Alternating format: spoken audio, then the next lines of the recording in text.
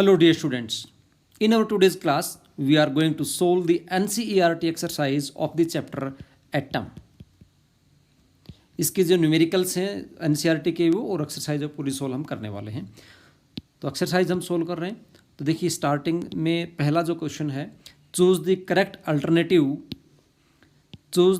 Alternative from the clue given in the end of each statement. Statement क्या है कि the size of atom in Thomson's model is blank the atomic size in Rutherford's model.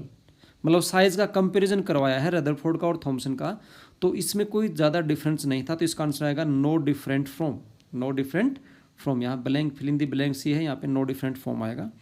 Second जो है, in ground state of blanks electrons are in stable equilibrium while in blank electron always experience net force. तो Thomson model और Rutherford model दे रखे हैं, तो इसके model के बारे में आप थोड़ा सा याद करके देखो। थॉमसन क्या बोलता था, प्लम इन पुडिंग मॉडल था। ये इस प्रकार से आपका एटम है, इसके अंदर पॉजिटिव चार्ज और नेगेटिव जो चार्ज हैं, पॉजिटिव चार्ज और नेगेटिव चार्ज वो इस प्रकार से यूनिफॉर्मली डिस्ट्रीब्यूटेड है, मतलब वो डिस्ट्रीब्यूशन में थे, मतलब स्टेबिलिटी में थे। तो इसका मतलब हुआ कि ground state of blank electron are stable. तो स्टेबल किस में थे, थॉमसन मॉडल में थे। उसके बाद रदरफोर्ड ने क्या बोला था कि ये जो न्यूक्लियस है, इस न्यूक्लियस के चारों तरफ इलेक्ट्रॉन इस प्रकार से सर्कुलर पाथ में रिवॉल्व कर रहे हैं, मतलब उनके ऊपर कोई फोर्स लग रहा है। तो नेट फोर्स जो एक्सपीरियंस होता है वो रदरफोर्ड के मॉडल में एक्सपीरियंस होता है। तो जो सेकंड ऑप्शन है ये ब्लैंक वाला, रेड वाला, वो रेड से आएगा, और जो हमने ब्लैक पॉइंट लगाया है ब्लैक, ये कहाँ पे आएगा, पहले में थॉमसन मॉडल आएगा। ओके, नेक्स्ट देखते हैं नेक्स्ट क्वेश्चन क्या है। क्वेश्चन नेक्स्ट ये है, a classical atom based on blank is bounded to collapse. मतलब क्लासिकल एटम जो है वो एटम कोलैप्स हो गया था। कोलैप्स कौन से मॉडल में कोलैप्स हुआ था, तो लिमिटेशन भी थी एक मॉडल की, थॉमसन के मॉडल की थी या रदरफोर्ड मॉडल की थी, याद करो आप। तो आपने देखा था कि एटम कोलैप्स किस में हो रहा था, वो हो रहा था रदरफोर्ड के मॉडल में, क्योंकि क्लासिकल फिजिक्स के अकॉर्डिंग रदरफोर्ड मॉडल फेल हो गया था ना, वो उसकी लिमिटेशन थी। तो इसका आंसर आएगा रदरफोर्ड मॉडल। ओके, नेक्स्ट देखते हैं। An atom has nearly continuous mass distribution in blank but has a highly non-uniform mass distribution in blank। तो कंटिन्यूस जो था डिस्ट्रीब्यूशन, जैसे प्लम इन पुडिंग जिसको हम बोलते थे, कंटिन्यूसली डिस्ट्रीब्यूटेड होता है, वो थॉमसन मॉडल था। और फिर क्या बोलता है, नॉन यूनिफॉर्म था। नॉन यूनिफॉर्म मास किस में था, रदरफोर्ड ने था। रदरफोर्ड वाले में हम देख रहे थे कि सारे का सारा जो मास होता है वो न्यूक्लियस पे होता है ना, जबकि थॉमसन मॉडल बोल रहा था कि मास यूनिफॉर्मली डिस्ट्रीब्यूटेड होता है। ओके, नेक्स्ट देखते हैं। The positively charge part of atom posses most of the mass in blank, यानी पॉजिटिवली चार्ज पार्ट होता है एटम का, वो लगभग मास रखता है। तो कौन सा मॉडल रखता था वो रदरफोर्ड का मॉडल रखता था या बोथ ऑफ द मॉडल्स रखते थे, both the models in the positively charged part of atom possess most of the mass in blank Rutherford और both the models। तो इसका आंसर आपके पास क्या आ जाएगा, both the models। ओके, अब देखो नेक्स्ट क्वेश्चन देखते हैं। अब हमारे पास ये तो फिल इन द ब्लैंक्स थे, अब आपके रिटर्न वाले क्वेश्चन आ गए हैं। इस क्वेश्चन को आप ध्यान से समझना। क्वेश्चन नंबर 2 जो है, इसमें क्या बोलता है, suppose you are given a chance to repeat alpha particle scattering experiment using thin sheet of the solid hydrogen in place of the gold foil. आपने एक्सपेरिमेंट गोल्ड फॉइल से किया था। अगर बोलता है कि गोल्ड की जगह अगर मैं हाइड्रोजन ले लेता तो क्या होता। अब आप सोचोगे हाइड्रोजन तो गैस होती है, तो गैस की मैं फॉइल कैसे बनाऊं। तो उसका यहाँ पे हिंट दिया गया है कि hydrogen is solid at the temperature below 14 kelvin. 14 kelvin मतलब 14 केल्विन। 14 केल्विन से बिलो टेम्परेचर कर देंगे तो ये क्या हो जाता है, सॉलिड हो जाता है। तो हम उसके एक शीट बना सकते हैं। तो what results do you expect, तो आपके पास कैसे रिजल्ट आने चाहिए सोचो। तो यहाँ से आप ध्यान से सुनना इस आंसर को, फिर आप उस अकॉर्डिंग लिख लेना। जो हमारा स्कैटरिंग एक्सपेरिमेंट था, स्कैटरिंग एक्सपेरिमेंट में हम एक अल्फा पार्टिकल यूज कर रहे थे। क्या यूज कर रहे थे, हम यूज कर रहे थे अल्फा पार्टिकल। और अल्फा पार्टिकल काफ़ी हैवी होता है। अल्फा पार्टिकल कैसा होता है, हैवी। और अल्फा पार्टिकल हैवी हो रहा है जो, और वो मूव कर रहा है अल्फा पार्टिकल, तो उसके जो काइनेटिक एनर्जी आने वाली है वो भी क्या आने वाली है, लार्ज। क्योंकि आपको पता है काइनेटिक एनर्जी क्या होती है, हाफ mv² होती है। अगर मान लीजिए अब हम यहाँ पे क्या करते हैं, इस प्रकार से ये हमारे पास जो फॉइल है वो हमने हाइड्रोजन की बना दी। हाइड्रोजन जिसके अंदर एक प्रोटॉन होता है, क्या होता है, प्रोटॉन। और इधर से हम क्या लेके आ रहे हैं, अल्फा पार्टिकल, इसे स्ट्राइक कराएंगे। अब आपको पता है कि जो मास ऑफ प्रोटॉन होता है that is very less than the mass of alpha particle. ठीक है, इसका मतलब क्या हुआ कि जो अल्फा पार्टिकल है, मूविंग अल्फा पार्टिकल है, जिसकी काइनेटिक एनर्जी बहुत ज़्यादा हो रही है, उस अल्फा पार्टिकल को ये जो प्रोटॉन है, यहाँ पे ये जो प्रोटॉन्स हैं वो बाउंस बैक नहीं करवा पाएंगे अल्फा पार्टिकल को। प्रोटॉन्स जैसे आप देख रहे थे ना रदरफोर्ड के एक्सपेरिमेंट में, अल्फा पार्टिकल ऐसे जा रहा था और बाउंस बैक हो गया था। तो इस प्रकार से जो बाउंस बैक है ये जो प्रोटॉन है वो नहीं करवा पाएंगे। इसलिए जो अगर हम हाइड्रोजन एटम लेके, क्या लेके, हाइड्रोजन की सीट लेके अगर इस एक्सपेरिमेंट को करते तो हमारे पास ये रिजल्ट्स नहीं आते जो अल्फा स्कैटरिंग एक्सपेरिमेंट में आए थे। ओके, ठीक है, नेक्स्ट क्वेश्चन देखते हैं। और नेक्स्ट क्वेश्चन करने से पहले इस पेज को खाली कर लेते हैं, इनको इरेज कर देते हैं हम।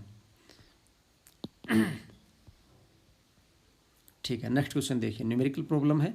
क्वेश्चन नंबर 3 क्या बोलता है, question number 3, what is the shortest wavelength present in Paschen series.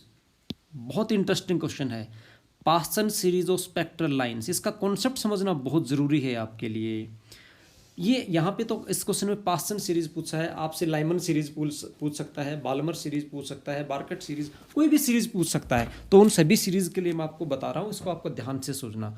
क्या पूछा है यहाँ, एक क्वेश्चन दो तरह से पूछा जाता है, मैं आपको दोनों चीज़ें बताता हूँ, तो इसमें कई क्वेश्चन हो जाएंगे। एक तो आपसे पूछ सकता है लैम्डा शॉर्टेस्ट, और दूसरा आपसे पूछ सकता है लैम्डा लॉन्गेस्ट। शॉर्टेस्ट भी पूछा जा सकता है और लॉन्गेस्ट भी पूछा जा सकता है। आप सोच के देखो, लैम्डा शॉर्टेस्ट का मतलब क्या है, लैम्डा लॉन्गेस्ट का मतलब क्या है। आपको पता है जो एनर्जी होती है E, वो हम देते हैं hc डिवाइड बाई लैम्डा से देते हैं। इसका मतलब ये हुआ अगर लैम्डा शॉर्टेस्ट है, लैम्डा क्या है, शॉर्टेस्ट है, तो जो एनर्जी है वो लार्ज है। एनर्जी क्या है, लार्ज है। और अगर लैम्डा लार्जेस्ट है तो एनर्जी क्या है, स्मॉल है। ठीक है, ओके। अब आप हाइड्रोजन का जो स्पेक्ट्रम बनता है उसके ऊपर आ जाओ। ये न्यूक्लियस है, ये पहला ऑर्बिट हो गया, दूसरा ऑर्बिट ले लिया हमने, तीसरा ऑर्बिट ले लिया हमने। ठीक है, इस प्रकार से ऑर्बिट ले लिए। और इस प्रकार से ये ऑर्बिट आपको पता है कहाँ तक चलते हैं, ऑर्बिट इस प्रकार से चलते चलते ऐसे प्रकार के इन्फिनिटी तक जाते हैं। ठीक है, सबसे ज़्यादा एनर्जी किस ऑर्बिट की है बताओ। तो आपको पता है जो ये ग्राउंड लेवल वाला होता है इसकी एनर्जी होती है -13.6 जो आपने कैलकुलेट की थी। फिर आप इसकी एनर्जी करोगे तो इसकी थोड़ी और माइनस में कम आएगी, मतलब इसकी वैल्यू ज़्यादा आएगी। सबसे कम वैल्यू किसकी, -13.6, फिर इसकी वैल्यू ज़्यादा है, फिर इसकी ज़्यादा, और ऐसे इन्फिनिटी तक जाओगे तो इन्फिनिटी पे वैल्यू क्या हो जाती है, 0 हो जाती है। तो सबसे ज़्यादा एनर्जी किसकी है, इन्फिनिटी की है। इसका मतलब अगर इन्फिनिटी से, मैं लाइमन सीरीज की शॉर्टेस्ट और लॉन्गेस्ट बता रहा हूँ, फिर आपको पास्चन आप अनुमान लगा लेंगे, उसी से पे पास्चन भी निकाल लेंगे। अगर हम इन्फिनिटी के लेवल से पहले के ऊपर आता है तो आपके पास लैम्डा मतलब जो इनिशियल है वो कितना हो, वो हो इन्फिनिटी हो, और जो फाइनल है, क्योंकि लाइमन सीरीज की मैं जिक्र कर रहा हूँ तो फाइनल कितना, फाइनल तो 1 ही होना चाहिए। अगर ऐसा हो रहा है, इनिशियल आपका इन्फिनिटी लेवल हो और फाइनल लेवल आपका क्या हो, 1 हो, तो फाइनल 1 होने का मतलब तो क्या होगा, ये लाइमन सीरीज होगी। फाइनल 1 होने का मतलब क्या हुआ, ये लाइमन सीरीज होगी। इसकी वेवलेंथ मुझे निकालनी है, तो वेवलेंथ का फॉर्मूला कहता है 1/λ is equal to R Rydberg constant 1 divided by n square final minus 1 divided by n square initial. ये हमारे पास फॉर्मूला होता है। अब यहाँ से देखो, लाइमन सीरीज अगर बोलता है तो फिक्स है, फाइनल तो 1 हो ही गया, हम इनिशियल के बारे में सोचना है। अब इनिशियल में दो चीज़ें पूछता है, एक तो शॉर्टेस्ट वेवलेंथ के लिए और एक लॉन्गेस्ट वेवलेंथ के लिए। तो शॉर्टेस्ट वेवलेंथ के लिए आपने देखा एनर्जी लार्जेस्ट होती है, और लार्ज एनर्जी कहाँ होगी, जब हम इन्फिनिटी के लेवल से आएंगे, तो मतलब फाइनल जो इनिशियल लेवल मेरा क्या है वो इन्फिनिटी है। तो यहाँ पे इसमें मैं इन्फिनिटी रखूँगा, तो 1/λ इज इक्वल टू मेरे पास आएगा R 1 divide by n square, final Lyman series के लिए हो गया 1 minus 1 divide by initial. Initial किसके लिए है हमारा, ये हमारा इनिशियल है लॉन्गेस्ट शॉर्टेस्ट वेवलेंथ के लिए, तो ये हमारा क्या होगा, इन्फिनिटी। तो ये आपके पास क्या हुआ, ये आया आपके पास R डिवाइडेड बाई 1, और लैम्डा की वैल्यू कितनी आ जाएगी, लैम्डा क्या आ जाएगी 1 divided by R that is equal to 1 divide by 1.097 और इंटू 10⁻⁷ पर मीटर होता है, तो ये मीटर ऊपर चला जाएगा। ये हमारे पास आ जाएगा 1 divide by 1.097 into 10⁻⁻7 metre. Okay, इसको कैलकुलेट कर लेंगे हम कैलकुलेटर से यार। तो ये मैंने आपको बता दिया किसके लिए, मैंने आपको ये बताया लाइमन सीरीज़ के लिए, ठीक है। अब अगर लाइमन सीरीज़ की शॉर्टेस्ट वेवलेंथ पूछी, अगर इसी प्रकार से बाल्मर सीरीज पूछेगा तो क्या होगा, बाल्मर के लिए जो फाइनल वैल्यू है, ये जो फाइनल वैल्यू ये कितनी हो जाएगी, NF इज इक्वल टू 2। और शॉर्टेस्ट जब तक पूछेगा वेवलेंथ तो NI तो इन्फिनिटी ही रहेगा, बाल्मर के लिए होगा। पास्चन के लिए, क्योंकि गिवन क्वेश्चन में पास्चन के लिए पूछ रखा है, तो आपके लिए जो फाइनल वैल्यू है पास्चन के लिए कितनी हो जाएगी, 3। और इनिशियल वैल्यू कितनी रहने वाली है, इन्फिनिटी ही। किसके लिए रहेगा ये हमारे पास रहेगा शॉर्टेस्ट वेवलेंथ जब तक पूछेगा। कौन सी वेवलेंथ, शॉर्टेस्ट वेवलेंथ। ओके, अच्छा अब हम आ जाते हैं लॉन्गेस्ट वेवलेंथ।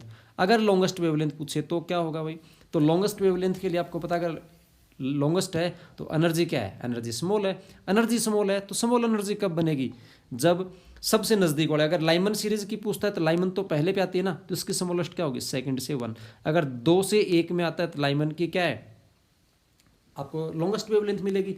अगर बार्मर की पूछे तो 3 से किस में आ जाएगा, 2 में। और पास्चन, गिवन क्वेश्चन में पास्चन का जिक्र है, तो अगर पास्चन की लॉन्गेस्ट पूछे तो क्या होगा, 4 से किधर आ जाए, 3 में। तो पास्चन की लॉन्गेस्ट के लिए जो इनिशियल रहेगा वो 4 रहेगा, और फाइनल क्योंकि पास्चन है तो पास्चन फाइनल कितना रहेगा, 3। ओके, तो शायद आप इस कॉन्सेप्ट को अच्छे से समझ गए होंगे, और शायद क्या बहुत अच्छे से समझ गए होंगे। मेन फोकस आपको क्या करना है, लैम्डा शॉर्टेस्ट और लैम्डा लॉन्गेस्ट के ऊपर करना है। फिर आपको ये देखना है कि लैम्डा शॉर्टेस्ट कब निकलता है, लैम्डा लॉन्गेस्ट कब होता है, तो आपको एनर्जी पता चल गया। नेक्स्ट क्वेश्चन आता है वो लाइमन सीरीज पूछता है, पास्चन सीरीज पूछता है, बार्कर। तो आपको पता है लाइमन जो सीरीज होती है, लाइमन सीरीज में जो फाइनल होता है वो 1 होता है, ठीक है। फिर जो बाल्मर सीरीज होती है हमारी, उसका जो फाइनल होता है वो 2 होता है, मान ली फाइनली जाके सेकेंड लेवल में अटकता है आपका जो इलेक्ट्रॉन होता है वो। फिर पास्चन के लिए जो फाइनल है वो कितना है, 3 है ना। तो ये आप ध्यान रखेंगे, और ये वैल्यूज़ आप इस फॉर्मूले में पुट कर देंगे डायरेक्ट, तो इसके अकॉर्डिंग आपके पास क्या है, वो वैल्यूज़ आ जाएंगी। अब हम यहाँ से एक बात और देखते हैं, और वो बात ये है कि ये जो वैल्यू मेरे पास आती है 1 डिवाइडेड बाई 1.097 10⁻⁻7, जितने भी न्यूमेरिकल्स आप सोल्व करोगे वो सभी के अंदर ये वैल्यू आपके पास आने वाली है। तो इसकी जो स्टैंडर्ड वैल्यू है, वो आप याद कर लें। तो वो मैं कैलकुलेट करके आपको बता देता हूँ कि इसकी स्टैंडर्ड वैल्यू क्या आएगी। मैं कैलकुलेटर से निकालता हूँ एक बार, और फिर आपको मैं इसकी वैल्यू बताऊँगा स्टैंडर्ड वैल्यू क्या आती है। तो देखिए हम इसकी स्टैंडर्ड वैल्यू निकालते हैं, ये आपके पास है। तो इसकी स्टैंडर्ड वैल्यू जब हमने कैलकुलेट की तो ये कैलकुलेशन हमारे पास आती है, इसको आप याद कर लेना ना, मैं इसको इधर लिख रहा हूँ। ये आपके पास आएगा 1 डिवाइडेड बाई 1.097 की वैल्यू आपके पास आएगी 0.911577 आती है, इतने आती है। मैं इसको 4 डिजिट तक राउंड ऑफ करके लिख लेता हूँ, हम इतना नहीं लिखते हैं, इसको 4 डिजिट में लिखेंगे तो इसको हम लिख सकते हैं 0.9116 और इंटू 10⁻⁻7 मीटर। तो ये आपके पास हो जाएगा 9116 इंटू 10⁻⁻, कितना हो गया, 1 2 3 4 और लगा दो, -11 मीटर। ओके, तो इतना ये होता है, इसको आप याद करके रख लेंगे। 9116 3-4 बार बोल लो, क्योंकि जितने भी आप क्वेश्चन सोल्व करने वाले हो हर क्वेश्चन के अंदर आपके पास ये वैल्यू आने वाली है। ओके, ठीक है। नेक्स्ट क्वेश्चन के ऊपर चलते हैं। नेक्स्ट क्वेश्चन हमारा क्या था, ये तो हमने क्वेश्चन नंबर 3 का सॉल्यूशन दे दिया। पास्चन सीरीज की पूछ रहा था ना, पास्चन की तो हमने शॉर्टेस्ट और लॉन्गेस्ट दोनों बता दी, पास्चन के साथ साथ बाल्मर भी आपको बता दिया, लाइमन भी बता दिया, सभी का बता दिया कैसे कैसे होगा। ठीक है, फोर्थ क्वेश्चन देखते हैं। फोर्थ में क्या बोलता है, a difference of 2.3 electron volt separate 2 energy levels in an atom. कोई एटम में 2 एनर्जी लेवल्स हैं और उन एनर्जी लेवल के बीच में जो डिफरेंस है वो 2.3 इलेक्ट्रॉन वोल्ट का है। What is the frequency of radiation emitted when atom makes a transition from upper level to the lower level? बहुत ही सिंपल क्वेश्चन है, बहुत ही सिंपल क्वेश्चन है। कैसे सोल्व करेंगे, मैं आपको डायरेक्ट हिंट देके छोड़ देता हूँ कि बहुत ही सिंपल क्वेश्चन। ये मैं इसलिए बोल रहा हूँ क्योंकि इसने एनर्जी का डिफरेंस दे रखा है।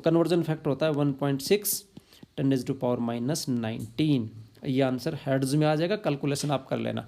और वैसे मैं लिख देता हूँ, कैलकुलेशन जब आप करोगे, मैंने पूरा न्यूमेरिकल ही बता दिया, हिंट की बात कर रहा था, पूरा न्यूमेरिकल ही सोल्व कर दिया। ये 10⁻⁻ कितना आ जाएगा, 14 हेड्स आ जाएगा।